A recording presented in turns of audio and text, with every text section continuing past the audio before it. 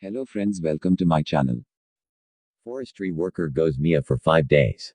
Travis Walton was one of 7 men working in a forestry team in Snowflake, Arizona. When heading home from work one night, the team spied a blindingly bright light. Thinking it was a crashed plane, they drove over to the craft. What they saw, however, did not look like any plane. Walton jumped out of the truck to get closer to the craft.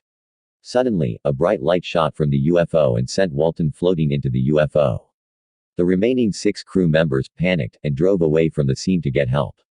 About 7:30 p.m., one of the crew members called the police. Deputy Sheriff Chuck Ellison answered the telephone. The crew member initially reported only that one of a logging crew was missing. Ellison then met the crew at a shopping center.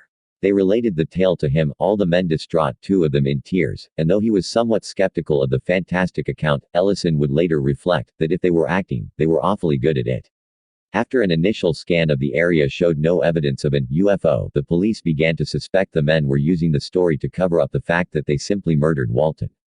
However, over the next few days, all 6 loggers were subjected to intense interrogations and polygraphs, and their story seemed to hold up. That's when Walton suddenly reappeared. Thinking he had only been gone for a few hours, Walton retold parts of the story he could.